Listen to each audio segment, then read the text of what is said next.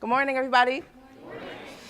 Um, I can't tell you how excited I am to be here. When I walked downstairs in the silo, I got to sing and hear my voice like resonate for 9 seconds and come back to me and just hug me. And that felt really good. Felt really good. So yes, my name is Drea. I am a full-time music artist and I'm also a producer. I do a little bit of graphics. I just completed someone's website the other day. I'm discovering new things about myself every single day. But the best thing about me, the most important thing about me, I think, is that I'm a mother of 5 amazing children. My oldest is 15, a girl, and I have a 10-year-old boy, 8-year-old girl, 6-year-old boy, and a 3-year-old boy. So keep that in mind as I tell my story, okay? Please keep that in mind. So the great debate about genius is it something that you're born with, or is it something that can be developed? I've been pondering on this, and I've been, reading a lot of different quotes from different psychologists, and I went all the way back to ancient Egypt civilization. I went to my family. I went to, Einstein, Mozart, and I was just trying to find the correct definition of what a genius is to determine for myself, is it something that you're born with, or is it something that you can be taught? And so let me start with my story. My grandmother's house is where I was born, and that's where I spent the first 8 years of my life. My grandmother's house was always a haven for me. My grandmother's house was a place of love, and I believe that that's the best place to cultivate growth, is in the midst of love. And when my mother got married when I was 8 years old, we had to leave my grandmother's house. And for me, that's when everything started to go downhill. I experienced some very, very traumatic things as a child. And in between 11th and 12th grade, I experienced date rape. This is actually the first time I'm ever saying this publicly. But it scarred me and scared me so bad that I did not finish school. I was going to City Honors. I was doing well. And I told my mother I didn't want to go back to school because of this experience. So my 12th grade year, I was homeschooled. But imagine how devastating that is, going to school with somebody for, your friends in 7th grade, and you don't even get to walk across the stage with them. So I had to deal with that and feeling like a failure. I blamed myself for the date rape situation, like many women do. And I just thought that I was a failure because my grandfather, he wanted so bad for me to finish City Honors and to graduate from there. And he went there when it was Fosdick Masted, and my mother went there. So I was supposed to graduate from there too, and I didn't. So I felt like a failure. But I still, finished my school. I was homeschooled through Pensacola Christian Academy, and my pastor's wife homeschooled me. So that's where she introduced me to my spiritual side. And, she recognized that I had something special in me, a special ability to connect with people, a special ability to connect with my ancestors, and a special ability to connect and be led by God, or the Most High, whatever you want to call it, the one. So I go to college. I go to Villa Maria School because they had a decent music performance program. And I'm doing well. I met some great people there. And financial aid is like, I'm good. Then I find out that my dad got a raise on his job. And when he got a raise, they took all my financial aid away. I had no concept of like an EOP program or financial aid or going to talk to a guidance counselor. It was something that I kept private, and I just simply dropped out of school, and I felt like, well, I'm done, because they hit me with a bill that was about $11,000, and I just didn't know what to do. So I left, and I fell in love, and I got married, and I was about 21 years old. Who knows about marriage at age 21? But I thought that I was doing, I was raised to, you don't have sex outside of marriage, you get married and you do everything the quote unquote right way. So that's what I was doing. And on my honeymoon, I got pregnant and I had a baby. So now I've dropped out of school, I'm married, I don't even know who I am, I'm still hurting and I'm still grieving from childhood trauma, and now I have this baby growing inside of me. And that marriage ended tragically as well. And it was some more trauma in my life, I had to deal with. So then for a year, I tried to recover. I have this baby that I'm loving. Soraya is an amazing, amazing child if you ever meet her. She's 15. She sings. She published a book when she was 13. She's working on her second book right now. She's just an amazing child. And couldn't be more proud of her. So then I met someone else and I fell in love again. And I was just like, well, he completely took me off my feet. And we married and we stayed together for 13 years. I have 4 more amazing children. And that marriage, I've been divorced for about 1.5 years now. So we're talking like, for me, failure after failure after failure. You know, disappointment after disappointment after disappointment. I tried to go back to school in between babies. I lost a couple of babies. And it just really did something to my self-esteem. Like, I can't even tell you. So when I was about 23, I recorded my first album. It was a gospel album.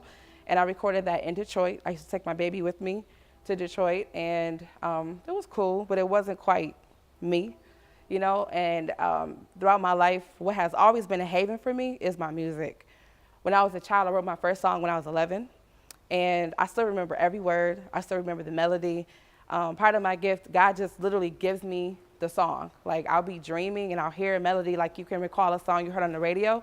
I'll hear this melody and I'll go to the piano and play it. And the first note that I touch is usually almost always the same note that's in my head. And I'll just play and I'll record it. And I've been very blessed to help a lot of people through my songs.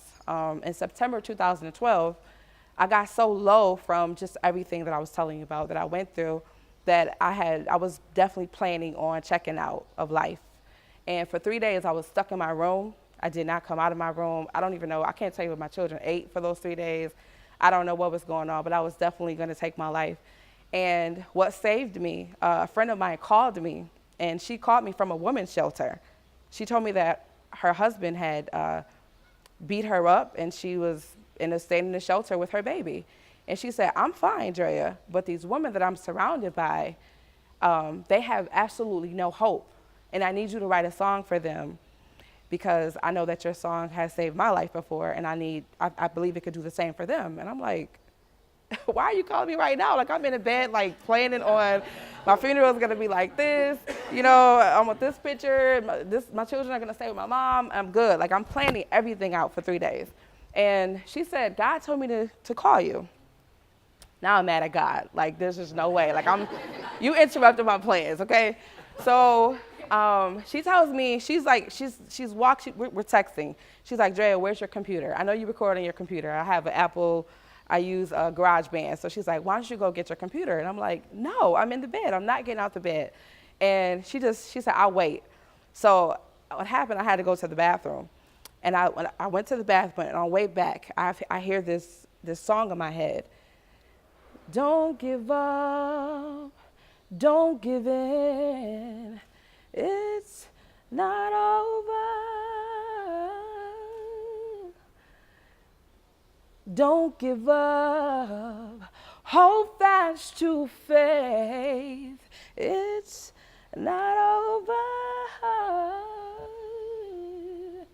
Stay alive, please stay alive, 'cause it's not over. Stay alive, please stay alive, it's not over. I hear this song in my head, and I go to the piano on my way back from the bathroom. It used to be right outside of my room, and I sat my computer up there, and I just recorded it, and I played it one time. And I'm telling you, that song pulled me out of my own darkness. And since then, I have never been that low again. I still have my moments, but I've never been so low where I was just like, you know, planning my own death and planning on leaving my amazing children. That's the power of music, period, and that's the power of the gift in my life. Now, when I'm thinking about genius, I'm thinking, what's so special about my music? You know, what's so special about what I do? What's so special about my story? I think what makes my story so special is that I had to tap into whatever you think a genius gene is. I do believe that we all have it. And I had to tap into that. And that genius gene is truly what saved my life. And I felt like my life started to change with that song. So in 2014, I got a vision. And the vision was of a billboard that said, Client Hands Music Hall presents a tribute to Nina Simone by Drea. So I'm thinking to myself, with all my tragedies, with all my trauma, with all my drama, with all of my failures, and I don't have the money. I'm just an independent artist from Buffalo. You know, I had accomplished some things. I'm skipping a lot. You know, I'm skipping that I recorded in Germany. I did a CD in Germany. I have 2 singles in Belgium. I have 1 in Germany. I did a Montreal tour. I did a Belgium tour, all on my own. I'm an indie artist. But for me, none of that stuff meant anything because I wasn't happy with my life. So, and honestly, everything I was doing was just for me. I was singing for me. I was singing to get some money for me and my children. So for me, it was not fulfilling. I had not quite tapped into whatever this genius gene is. So through this vision, I started to plan a tribute concert for Nina Simone.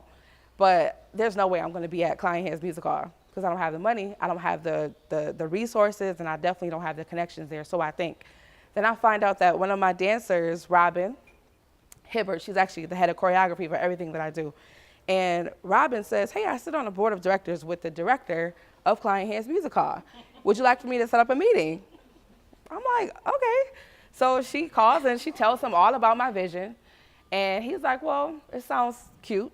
You know, we'll put her in a Mary Seton room. And, you know, why don't you tell her to give me a call? So I call him. He says, why don't you tell me a little bit about your vision? I tell him. And he says, why don't you come and meet with me tomorrow? But I'm going to tell you now that not even the Buffalo Philharmonic Orchestra, they don't usually fill up the main hall. You know, people come and they support, but we'll have 300 to 500 people in there. So it's kind of difficult to fill up that hall. And he says, you don't want to be on the stage and feel this, you know, emptiness. You want to see people on the stage. So I really think you need to consider the Mary Seton Hall. And I said, that's fine. I'll see you tomorrow at 11 o'clock. So I come there. I'm not dressed up. Something happened. I wear glasses. I had contacts. I have them on now. So something happened with my eyes, like allergies or something. So I know that, you know how we can get dressed up when we have an appointment or a meeting? You know, we can look nice. I'm an artist. I did not look nice this day. I'm telling you. My hair wasn't done. Like my glasses, I had to wear these ugly glasses that I did not like. And I just went to the meeting. I didn't have any heels on. So I didn't feel beautiful at this meeting. I didn't feel powerful. I didn't feel like I was in character to go seal a deal. But I went anyways because something within me told me that I needed to do this. So I go. And he's taking me to the Mary Seton room, and I don't even walk in the room because my vision was always for the main room. So I said, with all due respect, Dan, my vision is for this room here. And he laughs, like a hearty laugh. He said, I like you. You're pretty ambitious. He said, we'll go look at it. But I'm telling you right now, I'm thinking of the Mary Seton room. So we go inside, and when I walk in there, I feel this presence. It just takes over me, and I still believe that it was Nina. And for whatever reason, like that was where I was supposed to be. So we walked to the stage. He has 2 chairs. I don't even sit. I kick my shoes off, and I begin to walk across the stage. I'm like, the piano's going to be here. The screen is going to be here. The dancers are going to come across here, and the little kids are going to be playing the strings. And I'm going to have some other string players, and I just see all of this stuff. So he's looking at me like, following me, going back and forth for about 15 minutes because I'm just sharing everything that I had written in my notebook with him. When I was done, he said, you're right, it does have to be in this room. I said, well, let me tell you, my vision was that you will partner with me. And I know that you don't really do that, but that's my vision. And your booking guy told me that you don't do that. He said, no, we're going to partner with you because I believe in your vision. He takes out the calendar. He says, did he offer you February 24th? Now, Nina Simone's birthday is February 21st. He doesn't know I had a whole week of events planned for the week of her birthday. But he gives me February 24th, which was a Friday. So, you know, this little girl from the East Side, this independent artist, mother of 5, with all this tragedy and no experience doing anything on this level, you're not going to walk into a Klein Hands Music Hall and just get this building and get this man to partner with you your first time meeting him. Now, let me back up and tell you, I had never sang for him. I didn't send him any links. I didn't give him nothing. He hasn't heard me sing. I'm just merely telling him my vision. So again, what's so special about my vision? I think when you tap into whatever your genius gene is, I think that everything in the universe will just start to line up for you. So everything was manifesting. My vision told me I was supposed to be at Klein Hands. So the universe led me to Klein Hands through a connection that was in my own circle that I had no idea about. So now I'm in Klein Hands Music Hall, and in February 24th, we had this amazing event. 1,100 people showed up. That was my first time doing anything like this. I didn't have any investors. I didn't have a solid team. And I have a witness right there. He knows. I didn't have a solid team. I had no idea what I was doing. I'm thinking I'm just doing a tribute concert. Well, it evolved into an actual theater production. It evolved. I've produced 2 films since January. My first time ever touching a camera. I have another witness right there behind the camera. He was one of my videographers, actually, for the first one. And I called it The Spirit of Nina in Buffalo. Last June, I was just able to go to Nina Simone's hometown, and I was escorted by the mayor of the town. I got to see her house. I got to stand next to this bronze statue that has her ashes in the heart. I actually got to even hold something that has her ashes in it. And I was able to interview a childhood friend of hers, 87 years old. I was able to stand on her porch of this little tiny 3-bedroom house. And I was able, it was on that porch where I realized that what I'm doing is greater than me. What I'm doing as a music artist, what I'm doing as a person, as a mother, what I'm doing, period, in life is greater than me. And that's when I realized how important creative community arts is, how important love is, how important community is to cultivate an environment, a platform for this genius to grow. Now, standing on this little porch, this tiny, poor home, looking at this neighborhood, and I don't know how many of you know, anybody know who Nina Simone is? You familiar with her music? Nina Simone is one of the best pianists, the best classic pianists to have ever lived. Her voice will move you. Like any song she sang, she became the song.